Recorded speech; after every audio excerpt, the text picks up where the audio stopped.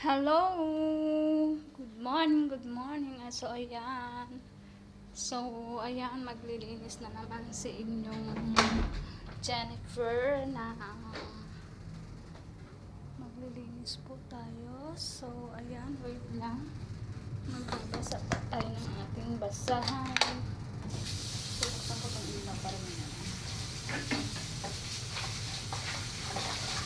So, naisip ko po ulit magawa ng topic ng video para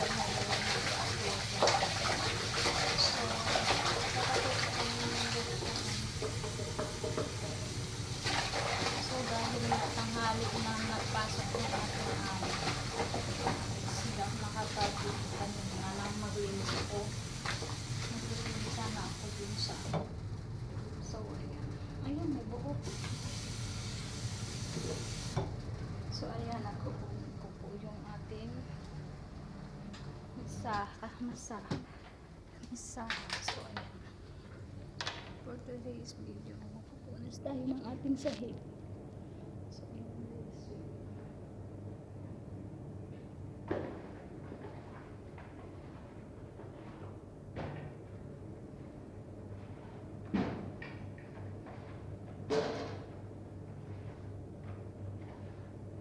So, pupunasan po muna natin ng 1 clip.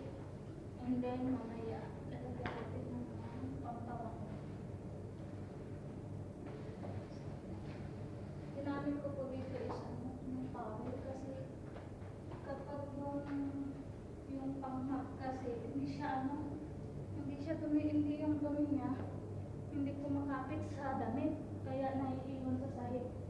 So, kumain ako dito ng towel. So, ayan, dito lang dito na ako sa sahig. Hindi na ako makikita yung mess.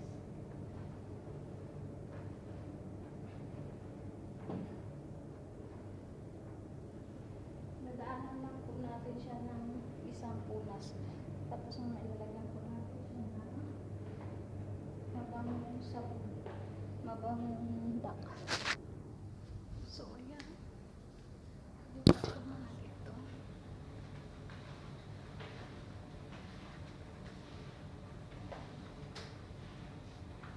Nalinis ko lang ito. Galat na naman sa tension.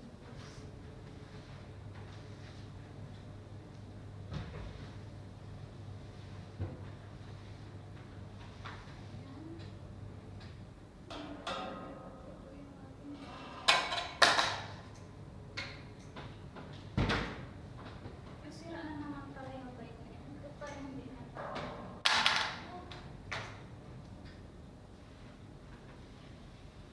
Ilang beses nang nasira yung bike ng alaga ko. So, ayan. And then, ilalaban ulit natin, guys. Hello! Sa mga hindi pa po nakapag-comment dyan sa aking video, paki-comment lang po sa baba.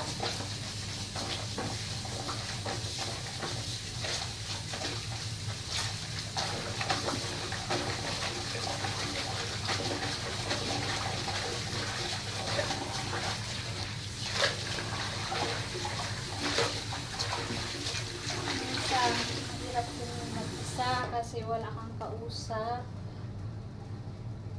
Diba? Wala kang kausap, kundi ang social media. So, ayan, parang mag-ingay itong bahay. Kasi kayo pa rin na siya.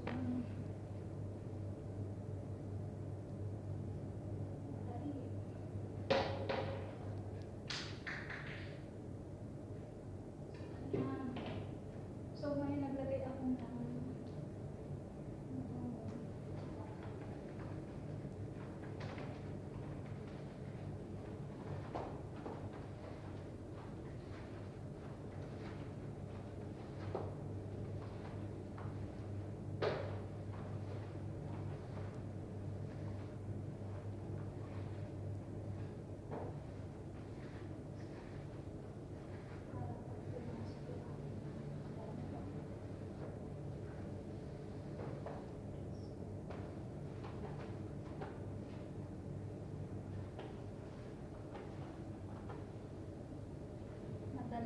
natin yung trabaho natin kasi mamaya pupunta po tayo sa weekend na po kasi dito kaya trabaho natin before mag 1 o'clock or 2 kasi lalakad po tayo sa mother side.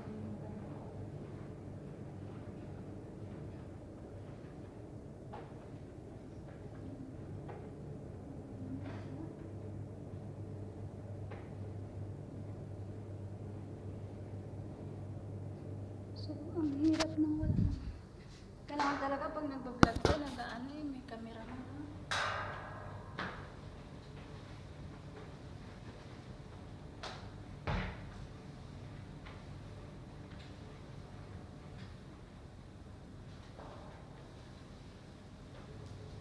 So, ayan.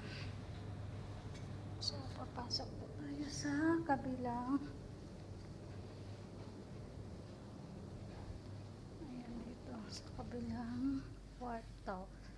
So, ayan. So, ilalapag ko lang po din ang aking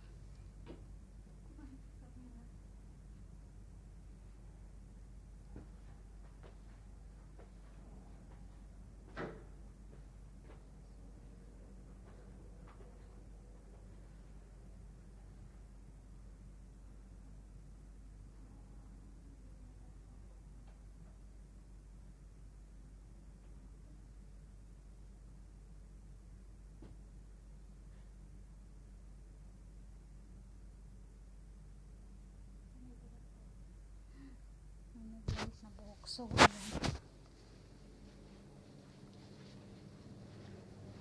So, diba, pag pumasok siya mabaw. So, ayan.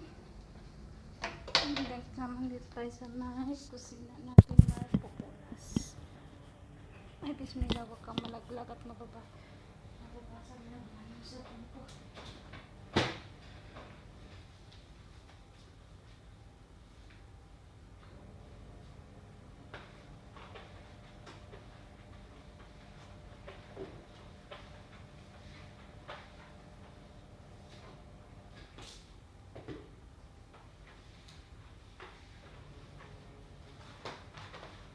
Ganito po ang buhay namin dito. Kailangan magtrabaho.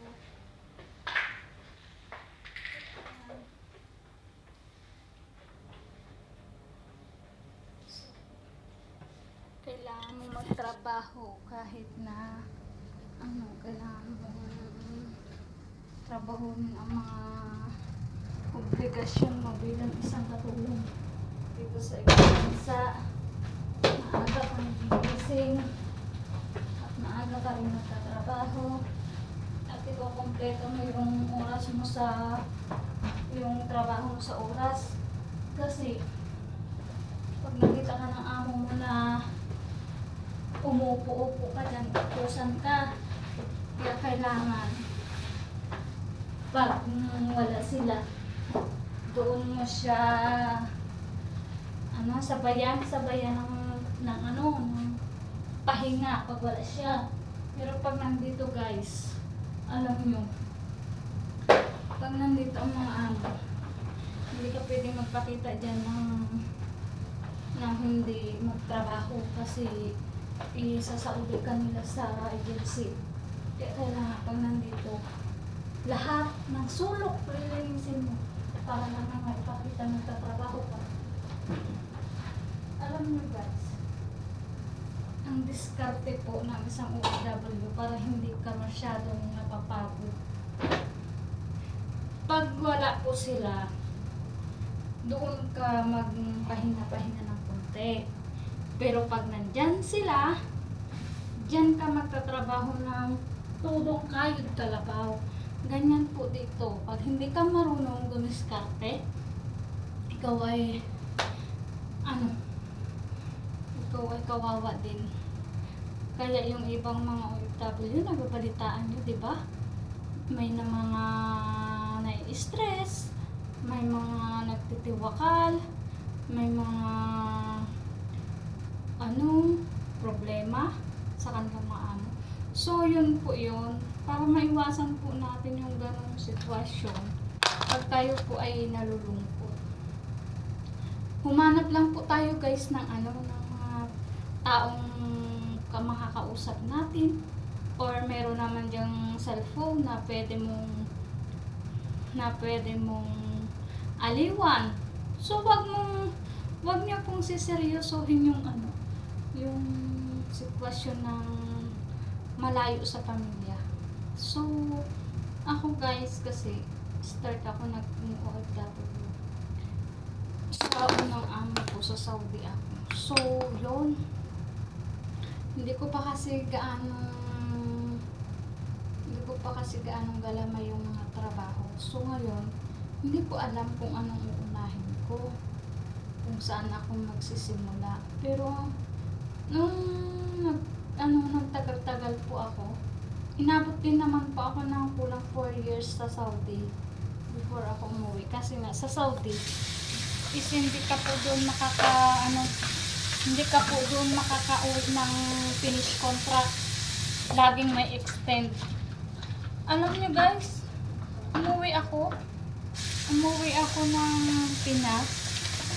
Tinakot ko pa sila, pero kung hindi ko sila tinakot, hindi pa talaga nila ako pauwi. Inabot siguro ako na hanggang ngayon nandun pa. Alam nyo guys, ang ginawa ko nun sa employer ko, ito masasabi ko sa mga hindi pinapauwi ng amo ha. Sa Saudi, sinilip ko lang po yung amo ko. Ang gawin nyo po, kapag hindi kayo pinauwi ng amo nyo at gustong gusto nyo nang umuwi, at hindi pa rin sila gumagawa ng paraan, takutin nyo po sila na magsusumbong ka sa agency, susumbong ka sa mga sa pulis, ganyan. So, ang ginawa ko nung hindi ako pinauwi, pumunta ako sa kwarto. Talagang pumunta ako sa kwarto. Totoo po ito ha, totoo na isang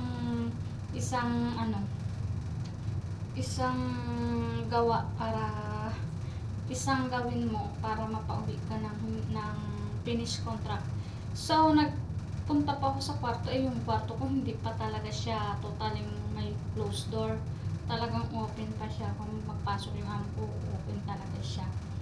Tapos yun, hindi pa ako pinauwi ng amo ko. 3 years na. Inabot na ako ng 3 years kapapaalam. Nung 2 taon ako, sabi ko, madam, uwi muna ako. Kasi magbakasyon lang ako. Aba, sabi nila, okay. Sabi niya, kukuha ako ng ticket. Sabi nila, aba, inabot ng ilang buwan. Guys, ilang buwan. Hanggang sa inabot ako ng 3 years. So, 3 years ako, di okay lang sa akin.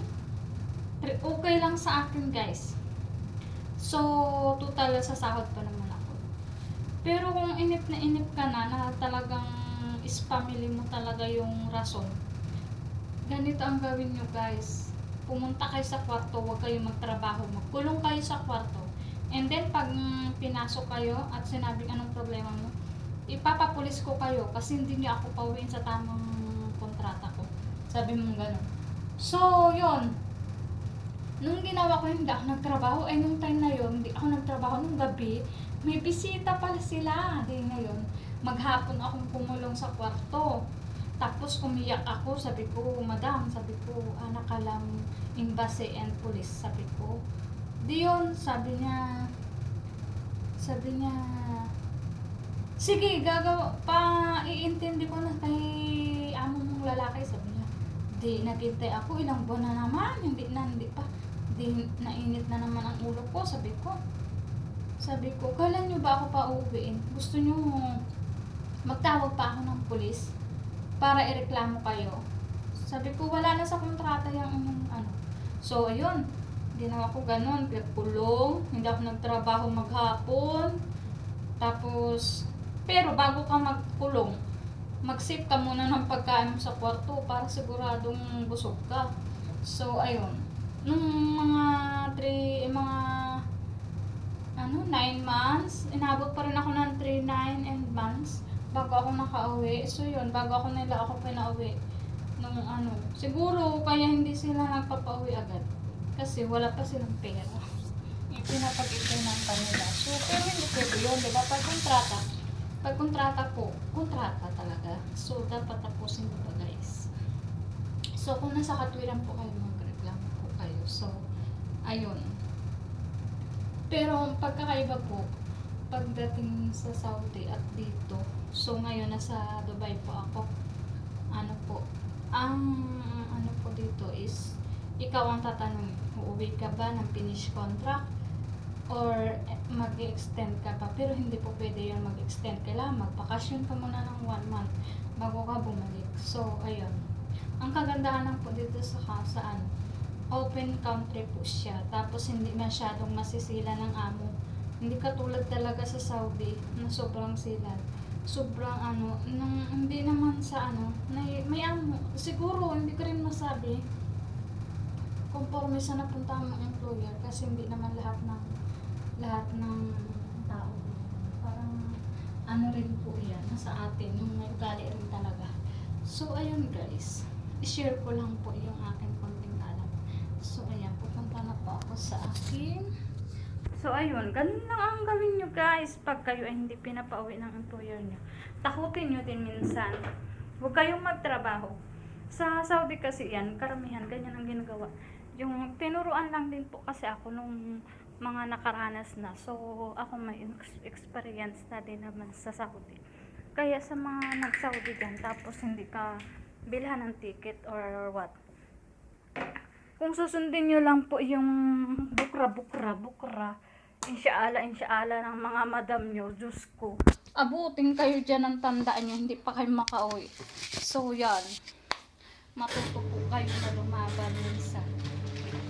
Yung mga amo ko pa naman noon, puro matatandang dalaga, wala namang mga asawa. Tapos hindi ka pa uwiin, wala naman silang ginagastusan, mga teacher naman sila.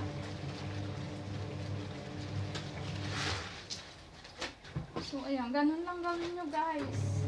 At sa umpisa, pag ikaw naging pumasok sa pagiging mo itabi, huwag nung kakalimutan magpakita ng ano, huwag nung kakalimutan magpakita agad ng kasipagan. Yung pusa, huwag kayong magpapakita agad sa amo nyo ng ano, ng tamad kayo. Yung sabi nga yung pakikisama mo is ayusin mo din kasi pag umpisa kasi kailangan parang tayo din, di ba? Sa umpisa yung amo mabait, pero pag nagtagal hindi na, o di ganun ka rin. Sa umpisa magsipag ka para hindi ka na kailangan kukusan. So hindi naman sinasabi ko na ano, maging tamad ka bandang huli, pero diskarte po para hindi po tayo mamatay sa katatrabaho. Diskarte. Pag andyan ang amo, yun. Huwag po kayong magmadali sa trabaho, hayahay lang.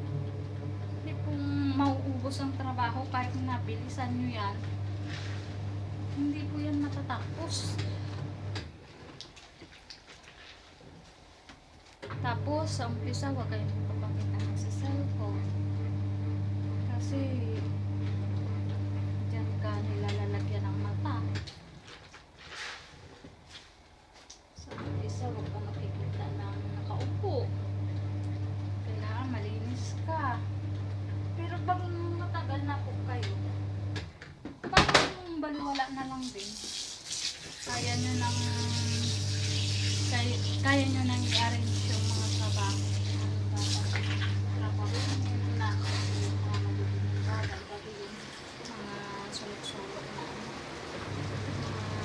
unahin ko lang mga dapat unahin. Sa pag-OFW po, kailangan nagaon kang ano. Pasensya, sipag, tiyaga, diskarte. So, ayan, may 5 bagay po yan. Sipag, tiyaga, diskarte, sipag, sipag, tiyaga, diskarte, at pasensya, yan. Hindi porket pagalitan ka na amo, uwi ka na. Hindi. Laban lang. Ano ba, Unang isipin po natin pag nag-upload tayo. Ano ba kaya bakit ba tayo nag-apply? Para umuwi agad? Hindi ba may pangarap din po tayo? So ayan, nasasabi ko lang mga magbabalak ng upload. Yung mga first timer lang. Isipin nyo po, kaya kayo nag-apply, may pangarap kayo magpat. Hindi po yung kapag nakaranas kayo ng tapos, hirap, iuulit na kayo. Tiisin nyo po yung 2 years. Kasi maganda rin po yung natapos ng umpata. Kaysa umuwi ka kasi, ayun, parang may record ka na sa agency niyan pagkaganyan na hindi mo tinatapos ng kontrata mo. Balik mo naman. Pagtiisa. At saka pag hindi okay yung ano mo, sa ano pala, text na kayo sa agency, palipat kayo, hanap ng employer. Hindi po yung magtitiis kayo dyan pag sinasaktan kayo. Tawag po kagad kayo sa agency. Yan, yan. Para hindi po kayo napapahamak. So, unang gawin nyo ay ano, kunin nyo yung number ng agent nyo sa Pinas. Pag may problema ka, i-text mo siya. So, yan guys. Para hindi kayo nagtitiis sa mga amo mo. So, thank you Lord naman kasi ako kasi simula't simula hindi naman ako totaling mapunta sa hindi ka-okay kaaya-aya na ano naging ano rin yun mabunganga may ingay pero sa ganung bagay tiisin mo na lang, huwag ka lang saktan. Yan ang number 1 na dapat natin isipin, tayong saktan. So ayan, ang dami ko guys labanan araw-araw to guys. Pag araw-araw kang maglalaban ng kanilang mga damit, ano yung aking ano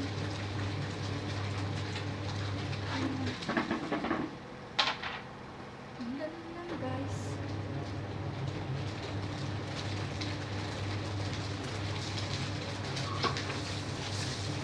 Diskarte ang baon. Isipin lagi bakit ka nag-abroad dahil pangarap mo gusto mong magpas. So, sa mga hindi pa po nakapag-subscribe ng aking YouTube channel, paki-subscribe po and then paki-follow na rin po sa aking FB account po. So, malaking tulong po pag subscribe nyo sa aking YouTube channel. So, ayan. Thank you very much. Thank you so much sa mga nagsusupport sa akin palagi dyan. Sa kagaya ko ng OFW, sipag lang po tayo. Po tayo agad susuko.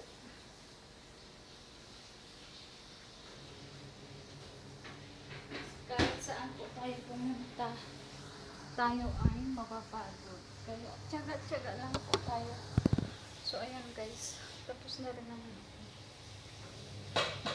So ngayon, mag-create ako ng itlog kasi